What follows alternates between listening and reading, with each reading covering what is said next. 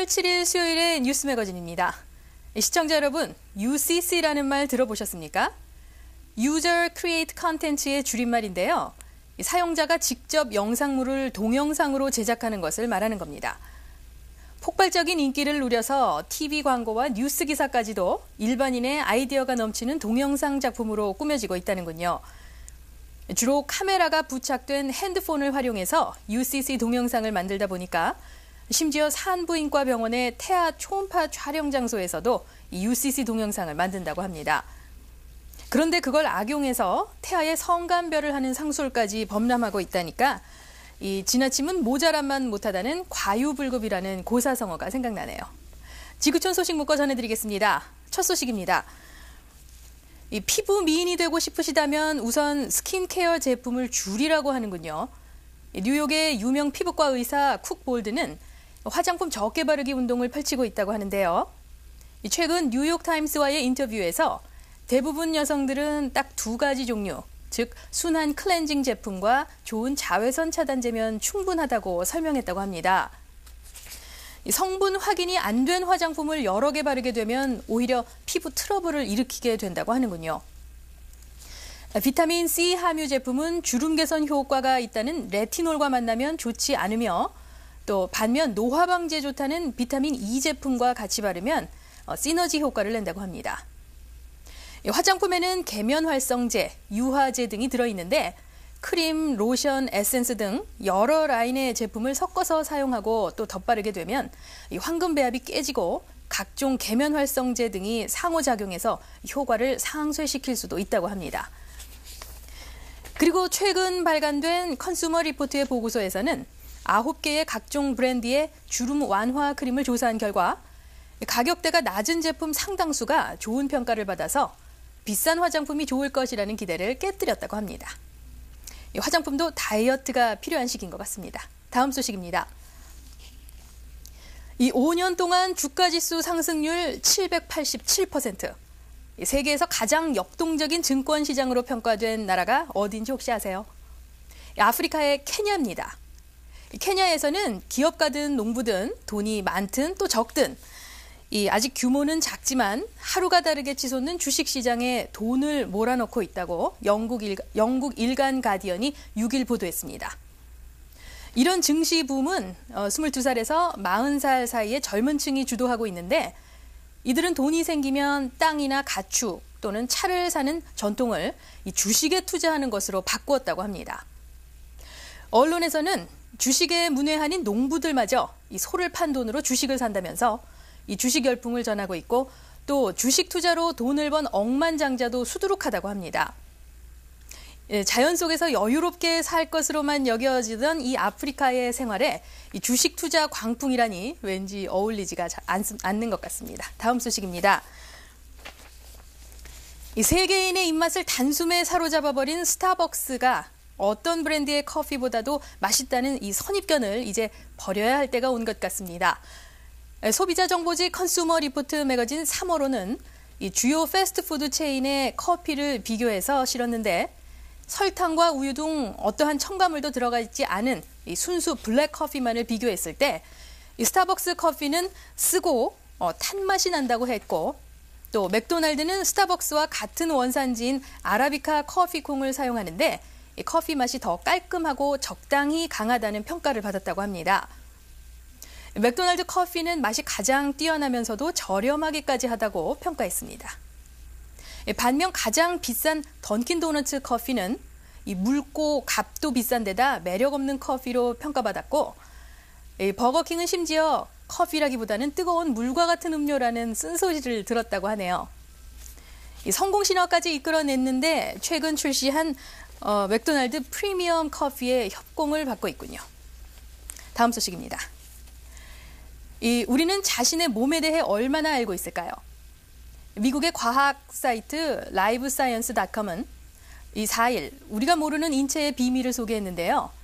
기억은 우리의 오감을 통해 구체화되니까 어떤 것이 기억이 안 나면 과거에 그때 그 자세를 취하면 기억을 떠올릴 수도 있다고 합니다. 사랑니도 먼 옛날에는 고기를 잘게 으깨는 어금니로 제 몫을 다했는데 인류가 진화하면서 뇌의 용량이 커짐에 따라서 이 턱뼈의 구조도 바뀐 탓에 사랑니가 쓸모없게 되었다고 하네요. 이 청소년 시기에 반항을 하는 이유는 테스토스테론이라는 호르몬이 이 시기에 많이 분비돼서 신경세포에 영향을 미쳐 이 질풍노도의 시기를 겪게 된다고 합니다. 또 사람의 위에서 분비되는 염산은 부식성이 강한 물질이니까 항상 위험 물질로 존재하고 있다고 하네요. 다른 사람의 웃음소리가 귀를 자극하면 얼굴 표정이 그에 맞게 반응하도록 우리 뇌가 설계돼 있어서 이 웃음과 재채기, 울음, 하품과 같은 몸짓은 사회적으로 강한 유대감을 형성하는 작용을 해서 이 전염성을 띈다고 합니다. 여기까지 매거진 스퀘어에 들어와 있는 소식 전해드렸고요. 잠시 전하는 말씀 후에 뉴스 매거진 계속되겠습니다. 건강한 삶을 위해서 처방약, 비타민 혹은 영양제 등을 많이 드시는데요. 이 약은 제때 복용하면 효과가 크고 반대로 잘못된 시간에 복용하면 부작용이 생길 수도 있습니다. 오늘 매거진 건강에서는 효과적인 약 복용 방법에 대해서 알아보겠습니다.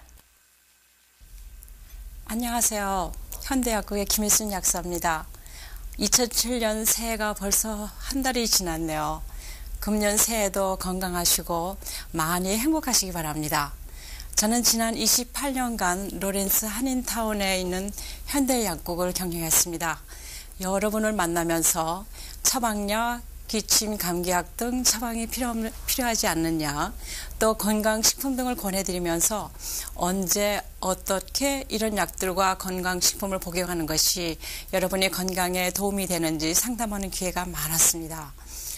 오늘은 이러한 약을 복용하는 시간에 대해 말씀드리고 싶습니다. 왜냐하면 그 약의 지속효과, 약이 가지고 있는 부작용, 또 그 부작용으로 인한 일상생활의 지장 등에 많은 관계가 있기 때문입니다. 여러분이 약을 복용하실 때 먼저 식전, before meal, 식후, after or with meal, 식간, between meal이란 말을 자주 듣게 되는데 그 말의 의미는 일반적으로 식전 between meal이라 하는 것은 식사하기 20-30분 전을 말씀드리고요.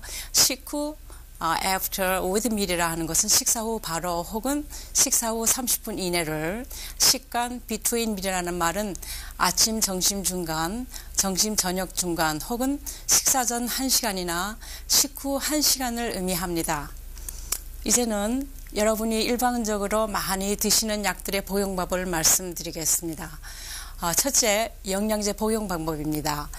가장 많이 쓰시는 종합 비타민 등은 보통 식후에 드시는 게 좋습니다. 비타민 C나 미네랄, 철분, 칼슘 등은 위에 자극을 주기 때문입니다. 그 외에 다른 영양제도 식후에 복용하시고요.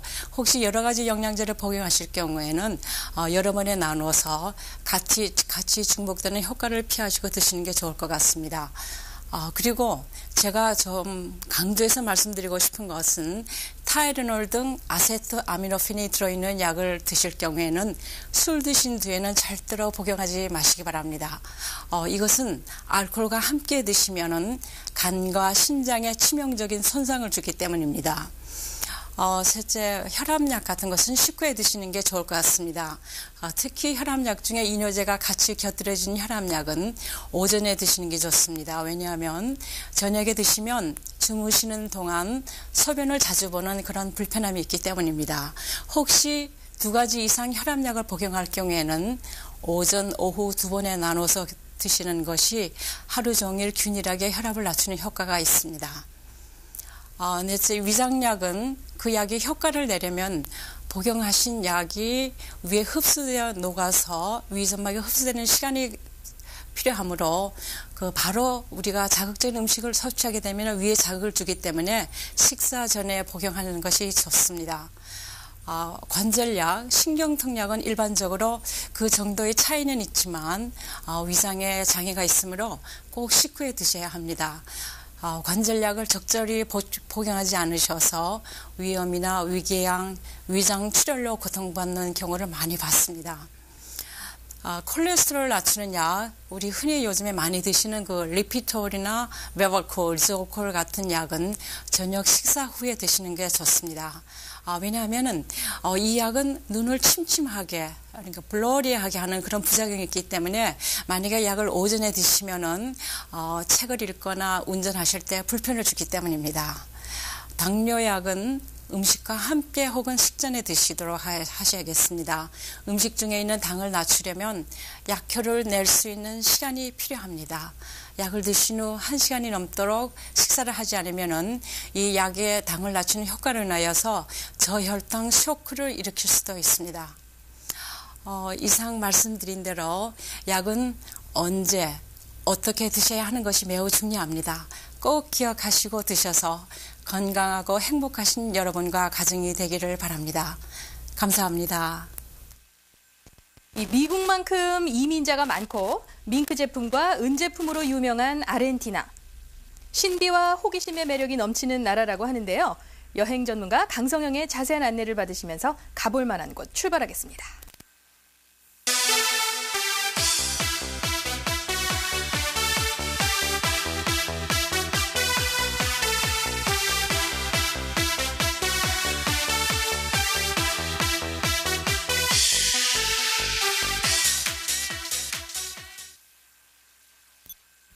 한미TV 시청자 여러분 안녕하셨습니까? 오늘은 신비와 호기심의 매력 덩어리 이 아르헨티나에 대해서 말씀을 드리겠습니다. 아르헨티나 하면 은의 나라요. 국기의 의미가 말해주듯 하늘과 바다 그리고 자유와 정의를 나타내는 파란색과 흰색은 스페인으로부터의 자유와 독립을 나타내는 남북 38만 킬로미터의 긴 나라입니다. 우리나라 면적의 약 28배나 되는 278만 제곱킬로미터의 면적을 갖고 있으며 부에노스아이레스 등 세계 어디에 내놓아도 빠지지 않는 유명한 관광지입니다. 예를 들어 형형색색의 보카지구의 거리 풍경서부터 남부지역의 파타고니아 빙하의 장관에 이르기까지 초원지대인 지평선 또 산맥, 호수 등은 잉카 문명 제국 대륙의 멋진 볼거리를 제공해주고 있습니다. 또한 태양이 장렬하는 가운데 정글로 시작되는 열대와 강이 만들어내는 밸리 등 주변 유역은 세계 국토 면적 8위인 아르헨티나의 또 다른 문화를 창출해내고 있습니다. 500여 년 전 정복자들이 이루어놓은 스페인 문화가 원주민 문화와 초원이 뒤덮였을 만큼 유럽 문화가 본물처럼 밀려오고 있을 때도 있었지만 원주민들은 자신들의 전통적인 문화를 고수하기 위해 이주해서 존속시킴으로 오늘날 잉카 문명의 보존 지역으로 관광객에게 험난했던 역사를 보여주고 있습니다. 동물의 천국으로 불리우는 남의 40도 이남엔 파타고니아 지역에서 사람 수보다 동물 숫자가 많은 곳으로 세계에 얼마 남지 않은 대자연의 보고를 실감할 수 있고 아르헨티나의 수도인 부에노아이레스는 이 라플라타 강에 위치한 대도시로 휴양지 등은 좋은 기후가 이어지며 또 볼리비아 국경에는 북쪽 지역에 속하는 곳으로 태양이 장렬하는 건조지대며 또 파라과이를 이웃으로 국경하고 후후이 또 살타 도시가 있는데 이 살타 지방은 플로그레의 메카라 할 수 있겠습니다. 19세기 말에서 20세기 초까지 수십 년 사이에 스페인뿐 아니라 유럽 문화를 받아들여 이태리, 프랑스, 독일 등 유럽 각 지역에서 몰려들어온 이민자들로 유럽 문화가 성했던 때도 있었습니다. 대서양을 건너온 각국의 이민자들을 보다 원칙적으로 수용하기 위해 타국에서 유입된 이민자들의 문화를 최대한 수용하기 위한 법령까지 개정하기에 이르렀으며 한때는 각종 문화를 뿌리내리기 위해 혼란한 시대도 있었지만 제2의 유럽 탄생에 이를 정도로 95% 이상의 인구가 유럽 문화를 형성하며 또 정착하기에 이르렀고 남미 대륙 고유의 잉카 제국은 무너지기 시작했으며 또 페루의 마추픽추에 있는 고산지대의 잃어버린 도시가 생겨나게 되었고 지금은 원주민은 어디로 사라지고 옛 조상의 후예들이 명맥을 이어가며 찬란했던 그들의 문화를 전래할 뿐입니다. 이민자의 천국 아르헨티나는 스페인어를 사용하며 220볼트의 전압에 또 특산품은 가죽 제품, 악어, 타조, 수달, 밍크 제품, 또 은제품, 미nie품 등을 싸게 살 수 있습니다. 오늘은 신비와 호기심의 매력 덩어리 아르헨티나에 대해서 말씀을 드렸습니다. 또 다음 시간에 뵙겠습니다. 안녕히 계십시오. 왜 어릴 때 백의의 천사라고 해서 간호사가 되기를 꿈꾸던 소녀들이 많았지요. 언제나 따뜻한 미소를 가지고 이 도움을 주려고 노력하는 간호사들의 모임인 간호사협회를 사람들 코너에서 만나보시겠습니다. 네, 지금 이 시간에는 간호사협회 회장님과 부회장님을 모시고 말씀 나누도록 하겠습니다. 안녕하십니까? 안녕하십니까? 네. 어느 설문조사 결과에서요, 가장 믿음이 가는 직업인을 간호사라고 한 내용을 보았습니다. 두 분은 간호사 생활을 하신 지 얼마나 되십니까? 저는 한국서부터는 뭐 19살부터 했지만은요. 네. 시카고 와서는 1970년부터 시작해서 거의 한 40년 됐죠. 거의 그 반평생을 하셨네요. 네. 네, 부회장님께서는요? 저도 1967년에 시카고의 엑스체인지 널시스 프로그램으로 왔다가 2년 마치고 한국 갔다가 다시 와서 또 계속 일을 했기 때문에 한 40년 좀 넘습니다. 네, 그러세요. 네, 두 분 다 만족하십니까? 네, 감사하고 만족합니다. 네. 시카고에서 간호사로 활동하고 계시는 분들이 얼마나 되시는지 혹시 통계를 가지고 계십니까? 지금 현재 저희 간호사 협회에서 아는 거로는 2,000명이 지금 활동하고 있습니다. 네. 간호사 협회에는 지금 몇 분의 회원이 계십니까? 저희 임원이사 또 동창회장 대표들 해갖고 70명이 활동하고 있습니다. 네. 남자 간호사도 있습니까?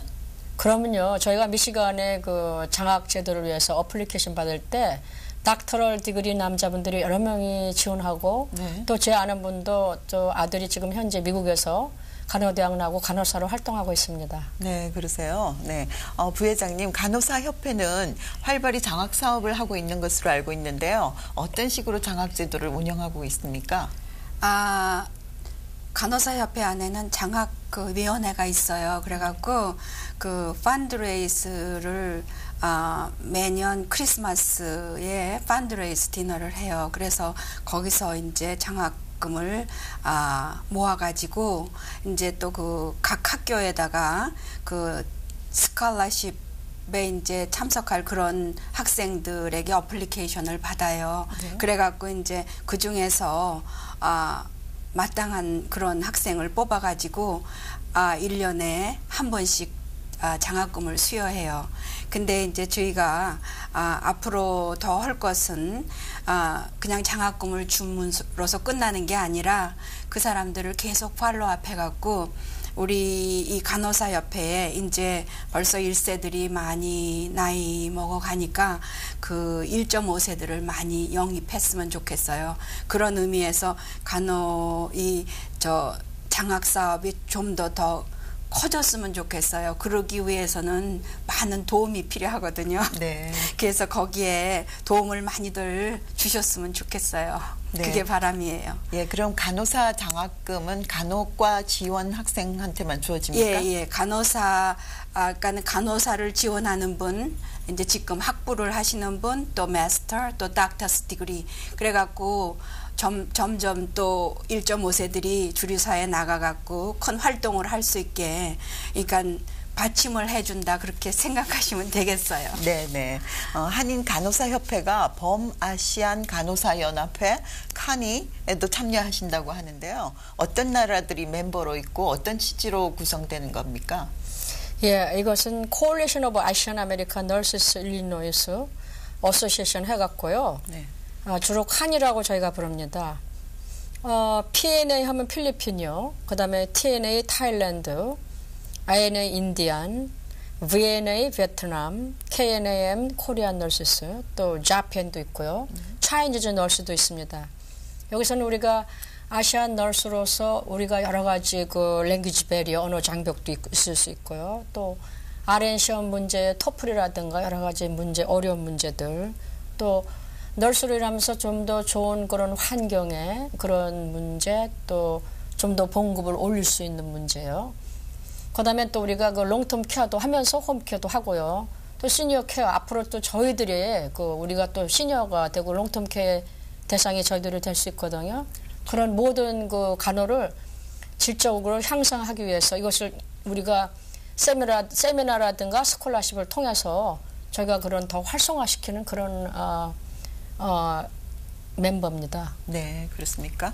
최근에 여러 봉사단체들이 건강에 대한 세미나나 진료 행사를 하고 있거든요. 간호사협회는 어떤 좋은 프로그램이 있습니까? 간호사협회에서는요, 1년에 한 번씩, 그 시카고